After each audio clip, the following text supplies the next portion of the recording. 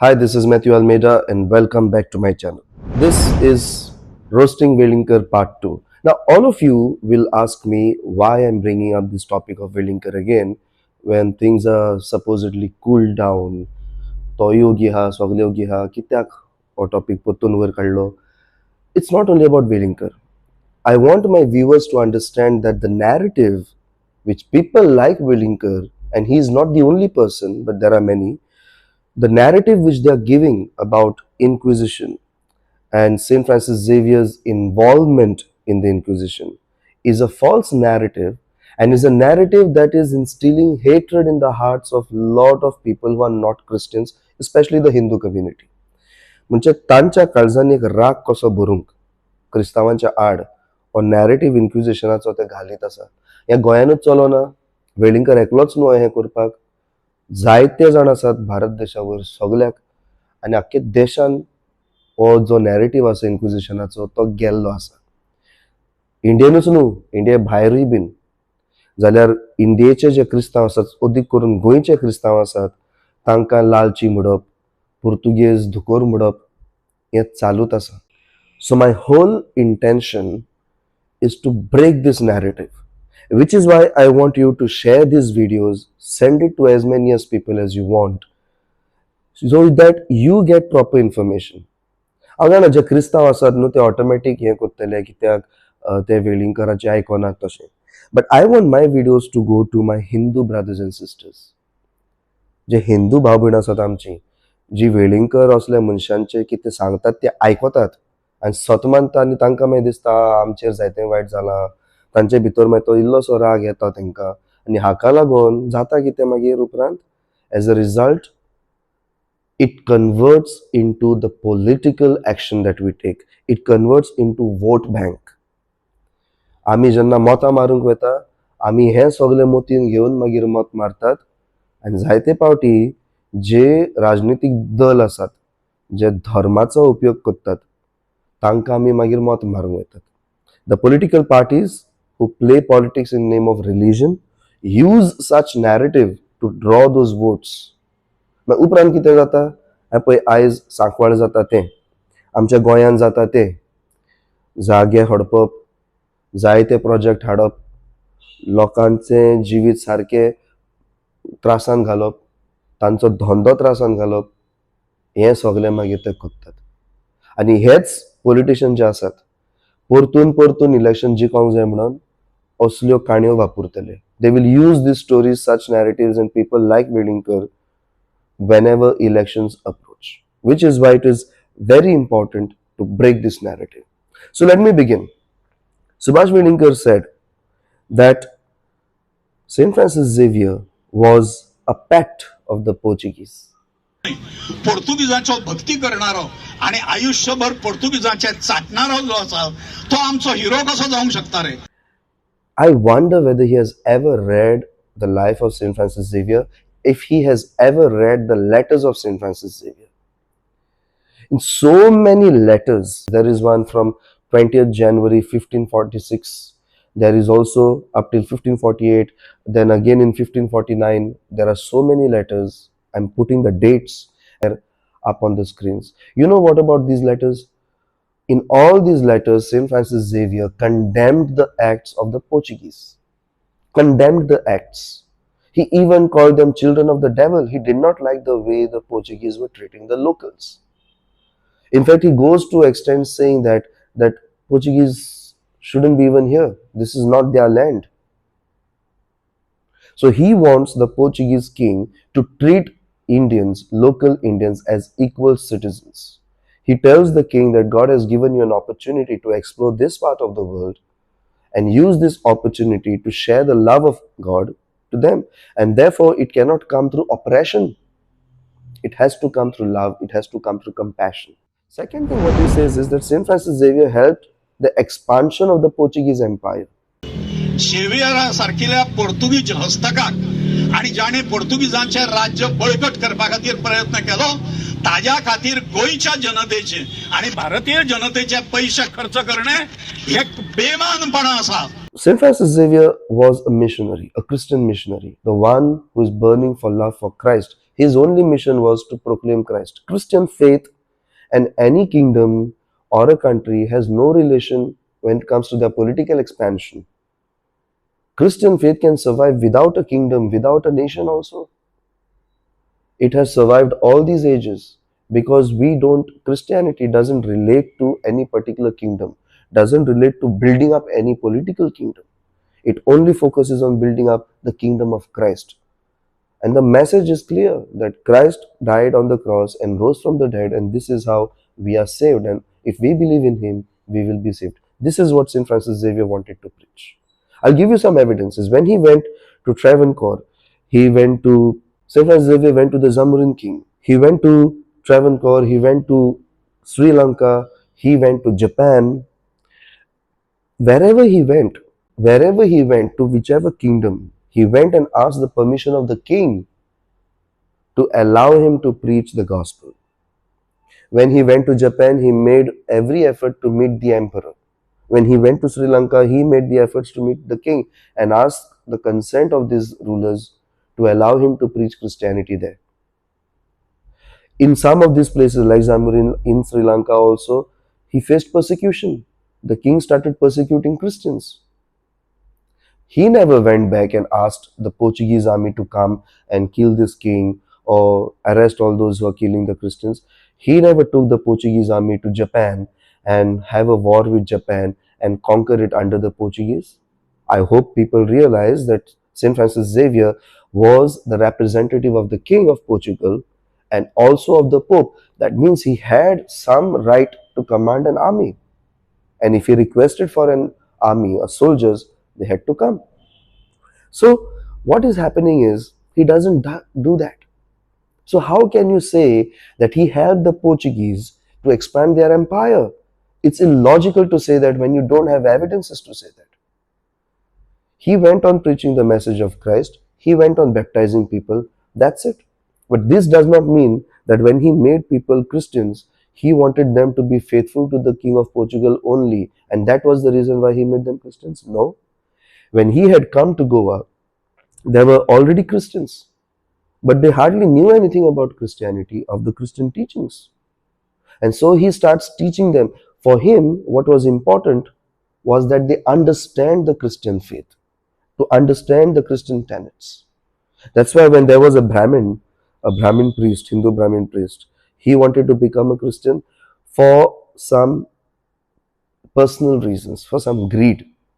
And when St. Francis Xavier understood this, he refused him baptism. He did not baptize him.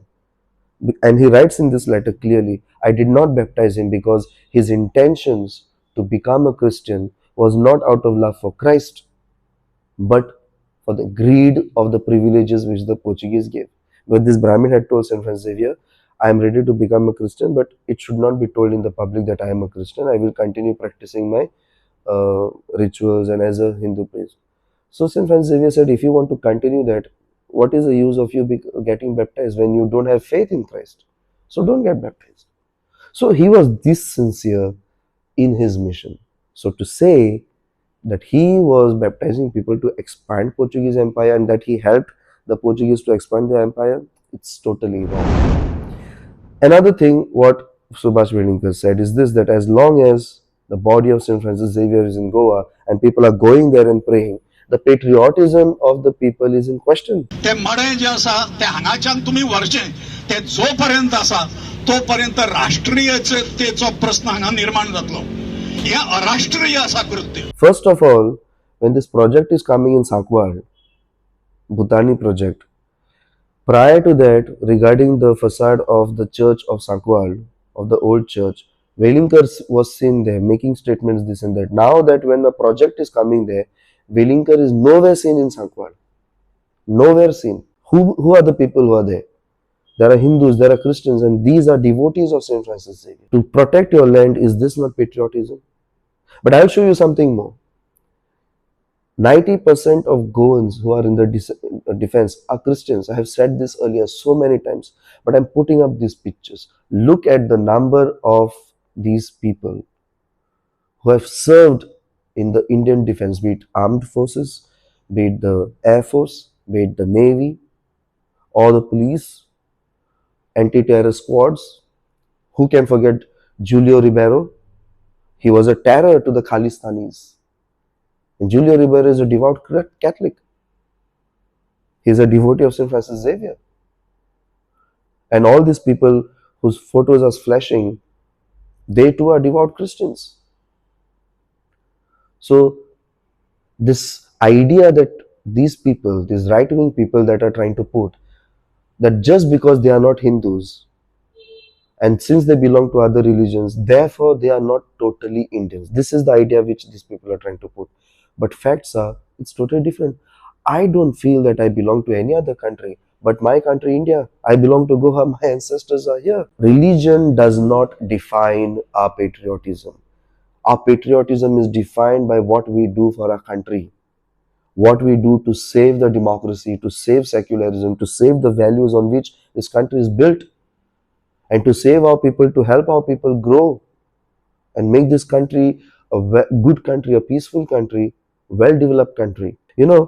I like this what Velingkar said. This is a particular post which Velingkar had put, and I'm putting the screenshot there. He said, just because it hurts your sentiments, that does not mean that I am not going to put out historical facts. If historical facts are hurting someone's sentiments, you will want me to keep quiet?